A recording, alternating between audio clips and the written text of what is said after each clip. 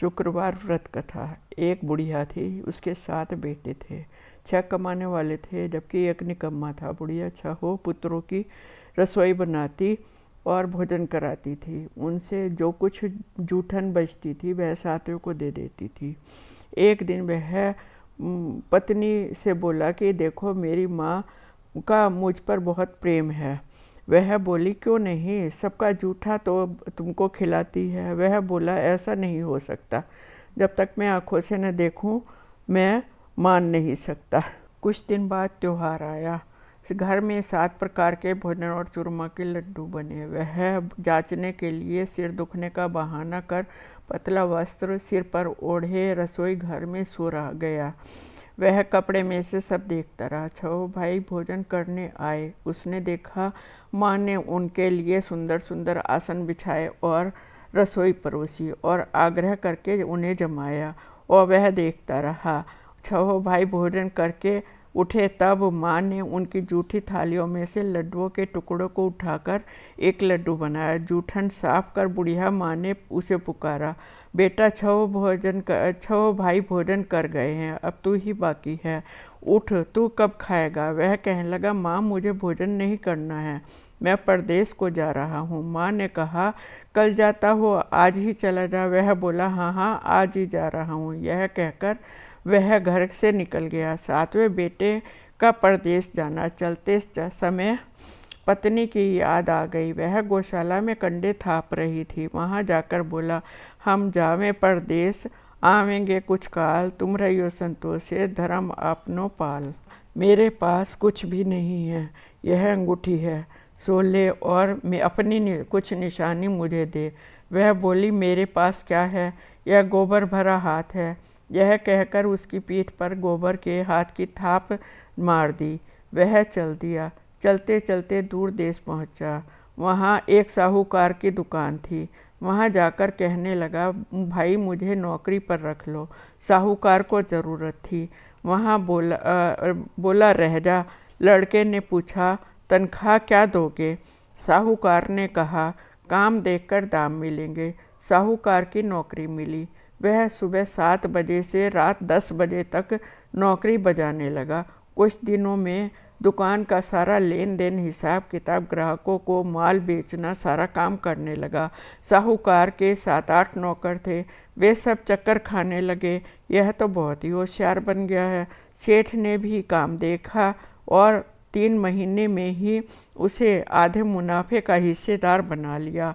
वह कुछ वर्ष में ही नामी सेठ बन गया और मालिक सारा कारोबार उस पर छोड़कर चला जाने लगा। पति की अनुपस्थिति में सास का अत्याचार, इधर उसकी पत्नी को सास ससुर दुख देने लगे। सारी गृहस्थी का काम करा करके उसे लकड़ी लेने के लिए जंगल में भेजते।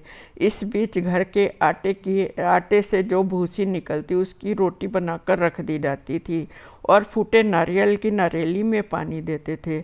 एक दिन वह लकड़ी लेने जा रही थी कि रास्ते में बहुत सी स्त्रियां संतोषी माता का व्रत कर रही थी। संतोषी माँ के वह वहाँ खड़ी होकर कथा सुनने लगी और पूछा, बहनों, तुम किस देवता का व्रत करती हो और उसके करने से क्या फल मिलता है? यदि तुम इस व्रत का विधान मुझे समझाकर कहोगे तो तुम्हारा बड़ा ही एहसान मानूंगे। तब उनमें से एक स्त्री बोली, सुनो, यह संतोषी माता का व्रत है। इसके करने से निर्धनता, दरिद्रता का नाश होता है और जो कुछ मन में मकामना हो वो सब संतोषी माता की कृपा से पूरी होती हैं। तब उसने उससे व्रत की विधि पूछी। संतोषी माँ के व्रत की विधि इस प्रकार से। वह भक्तिनी स्त्री बोली, 1.25 आने का गुड़ चना आदि लेना, इच्छा हो तो 5.25 आने का ले आना और या 1.25 रुपये का ले लेना, सहूलियत के अनुसार लेना। बिना परेशानी और श्रद्धा से, प्रेम से जितना भी बन पड़े सवाया ही लेना। प्रत्येक शुक्रवार को निराहार रहकर कथा सुनना। इसके बीच क्रम टूटे नहीं, लगातार नियम पालन करना। सुनने वाला कोई न मिले तो घी का दीपक जला उसके आगे जल का लोटा रखकर कथा कहना। जब कार्य सिद्ध हो जाए तो नियम का पालन करना और कार्य सिद्ध हो जाने पर व्रत का उद्यापन कर देना। 3 मास में माता फल पूरा करती हैं। यदि किसी के ग्रह खोटे भी हों तो माता 1 वर्ष में अवश्य ही कार्य को सिद्ध करती हैं। फल सिद्ध होने पर उद्यापन करना चाहिए, बीच में नहीं। उद्यापन में 2.5 सेर आटे का खाना और तथा परिणाम के परिमाण से खीर और चने का साग आदि बनाना। 8 लड़कों को भोजन कराना।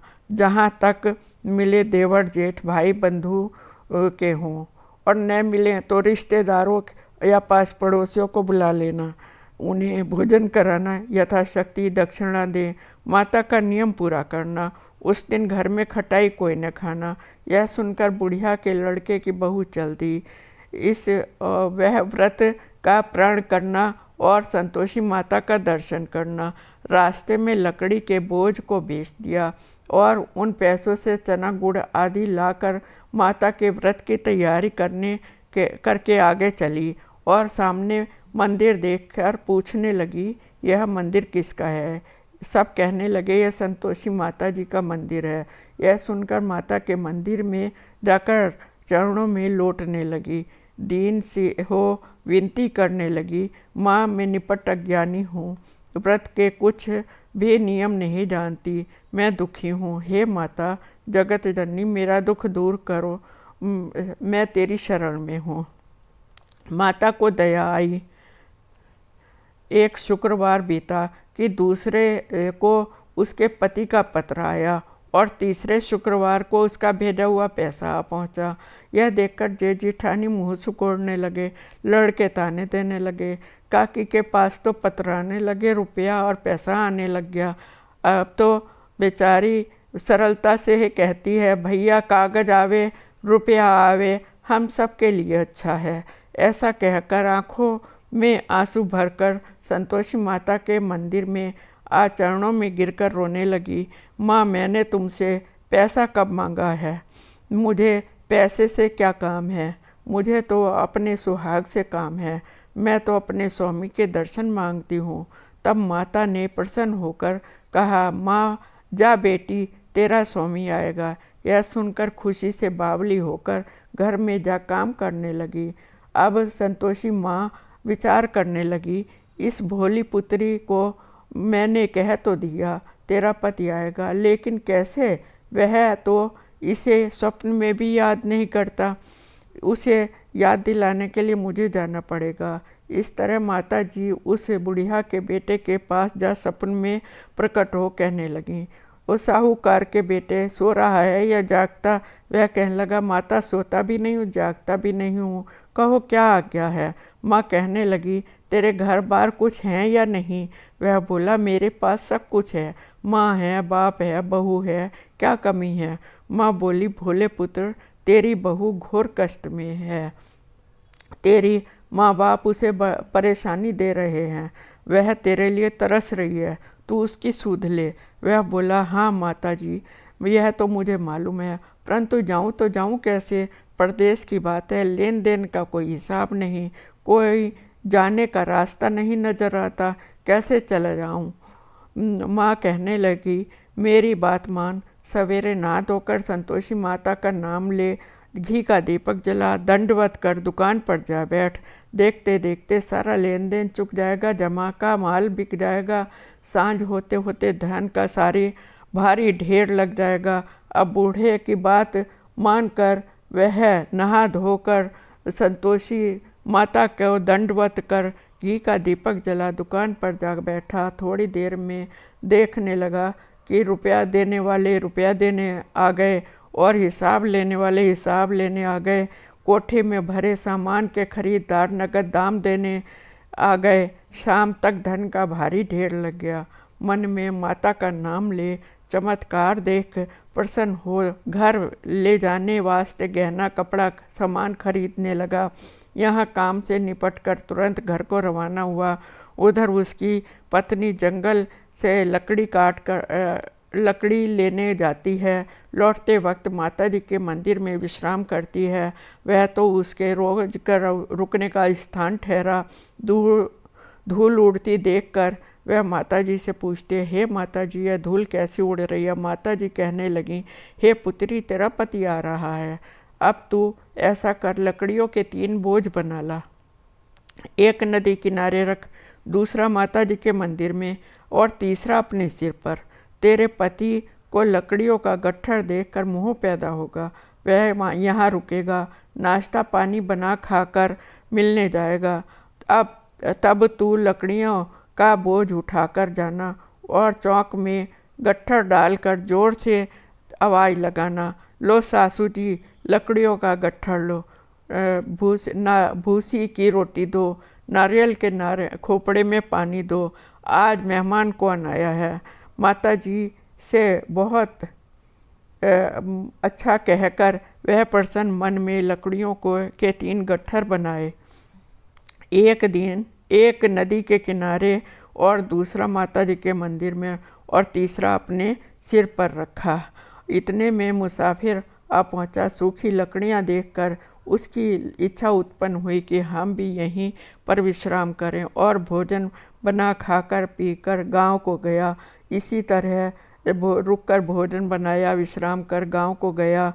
सबसे प्रेम से मिला। उसी समय सिर पर लकड़ियां लेकर उसकी पत्नी आई और लकड़ियां का भारी बोझ आंगन में गिराकर बोली, हे लो सासू जी, लकड़ियों का गट्ठर लो, भूसी की रोटी दो, नारियल के खोपड़े में पानी दो, आज मेहमान कौन आया है। यह सुनकर उसकी सास बाहर आई और अपने दिए हुए कष्टों को भुलाने के हेतु कहने लगी, बहू ऐसा क्यों कहती है? तेरा मालिक ही तो आया है। आ बैठ, भात खा, भोजन कर, कपड़े गहने पहन। उसकी आवाज़ सुनकर उसका पति बाहर आया। अंगूठी देखकर व्याकुल हो गया। माँ से पूछता है, माँ यह कौन है? माँ बोली, बेटा तेरी बहू ही तो है। वह बोली, तेरी बहू ही तो है। जब से तू गया है सारे गांव में भटकती रहती है, घर का काम काज कुछ करती नहीं, 4 पहर आकर खा जाती है। वह बोला, ठीक है माँ, मैंने इसे भी देखा है और तुम्हें भी देखा है। अब दूसरे घर की ताली दो, उसमें रहूँगा। माँ बोली, ठीक है, जैसी तेरी मर्जी हो। वह दूसरे मकान की तीसरी मंजिल का कमरा खोलकर सारा सामान जमाया। एक दिन में राजा के महल जैसा ठाठ बाट बन गया। अब क्या था, बहू सुख भोगने लगी। इतने में शुक्रवार आया। शुक्रवार का व्रत के उद्यापन में हुई भूल क्या खटाई का इस्तेमाल उसने पति से कहा, मुझे संतोषी माता का व्रत का उद्यापन करना है। पति बोला, खुशी से कर ले। वह उद्यापन की तैयारी करने लगी। जेठानी के लड़कों को भोजन के लिए कहने गई। उसने मंजूर किया, परंतु पीछे से जेठानी अपने बच्चों को सिखाती है, देखो भोजन के समय खटाई मांगना, जिससे इसका उद्यापन पूरा न हो। लड़के जीवने के लिए आए, खीर खाना पेट भरकर खाया, परंतु बाद में कहने लगे, हमें तो कुछ खटाई खाने को दो, हमारा तो देखकर जी अरुचि होती है। वह कहने लगे, भाई खटाई किसी को नहीं दी जाएगी, यह तो संतोषी माता जी का प्रसाद है। लड़के उठ खड़े हुए, बोले, पैसा लाओ। भोली बहू कुछ नहीं जानती थी, उन्हें पैसे दे दिए। लड़के उसी समय हट करके इमली खाने लगे। यह देखकर बहू पर माता जी ने कोप किया। राजा के दूत उसके पति को पकड़ कर ले गए। जेठ जेठानी मनमाने वचन कहने लगे, लूट लूट कर धन इकट्ठा लाया है, अब सब मालूम हो जाएगा जब जेल की मार खाएगा। बहू से यह वचन सहन नहीं हुए। संतोषी माता से माफ़ी मांगी और रोती हुई माता जी के मंदिर गई और कहने लगी, हे माता जी, तुमने क्या किया? हंसाकर अब भक्तों को क्यों रुलाने लगी? माता जी बोली, बेटी, तूने उद्यापन करके मेरा व्रत भंग किया है। वह कहने लगी, माता जी, मैंने कुछ अपराध किया है, मैंने तो भूल से लड़कों को पैसे दे दिए, मुझे क्षमा करो। मैं तुम्हारा उद्यापन फिर करूँगी। माँ बोली, अब भूल मत करना। वह कहती है, अब भूल नहीं होगी। अब बताओ वे कैसे आएंगे। माँ बोली, जा, तेरा पति तुझे रास्ते में ही आता मिलेगा। वह निकली, राह में पति आता मिला। वह पूछने लगी, कहाँ गए थे। वह कहने लगे, इतना धन जो कमाया था उसका राजा ने टैक्स मांगा था, उसको भरने गया था। वह प्रसन्न होकर बोली, भला हुआ, अब घर को चलो। कुछ दिन बाद फिर शुक्रवार आया। फिर के उसने कहा, अपने पति से बोली, मैंने माता जी के व्रत का उद्यापन करना है। वह बोला, कर लो, खुशी से कर लो।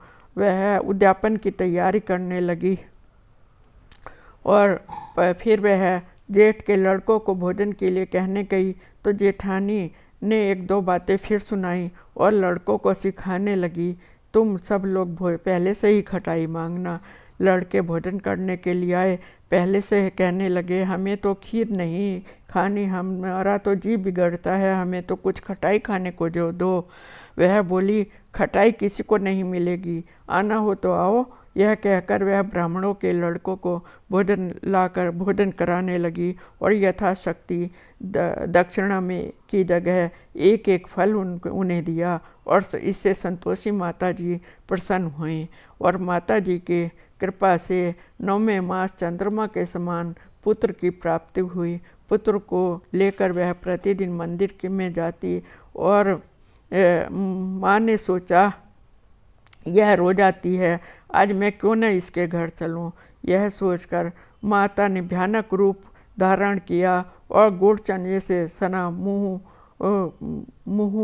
मक्खियों से भरा हुआ भयानक सा चेहरा बनाकर उसके घर गईं और तो देली में पाँव रखते ही उसकी सास चिल्लाई, देखो रे, कोई चुड़ैल डागिन आ रही है, लड़को इसको भगाओ नहीं तो किसी को खा जाएगी। लड़के भगाने लगे और चिल्लाकर खिड़कियां बंद करने लगे। बहू एक रोशनदान में से देख रही थी, प्रसन्नता से पगली होकर चिल्लाने लगी, आज मेरी माताजी मेरे घर आई हैं। वह बच्चे को दूध पीने से हटाती है। इतने में सास का क्रोध फूट पड़ा, बोली, बड़ी क्या उतावली हुई है। बच्चे को पटक दिया। इतने में माँ के प्रताप से जहाँ देखो लड़के ही लड़के नजर आने लगे। वह बोली, माँ, मैं जिसका व्रत करती हूँ यह वही संतोषी माता है। सब ने माता जी के चरण पकड़ लिए और विनती करके कहने लगी, हे माता जी, हम मूर्ख हैं, अज्ञानी हैं, तुम्हारे व्रत की विधि नहीं जानते। हमने तुम्हारा व्रत भंग करके बहुत बड़ा अपराध किया है। हे जगमाता, आप हमारा अपराध क्षमा करो। इस प्रकार माता प्रसन्न हुई। बहू को प्रसन्न हो, जैसा फल माता ने दिया वैसा माता सबको दें। जो संतोषी माता के व्रत के कथा पढ़ता है, सुनता है, उसके सब मनोरथ माता जी पूर्ण करती हैं। बोलो संतोषी माता की जय।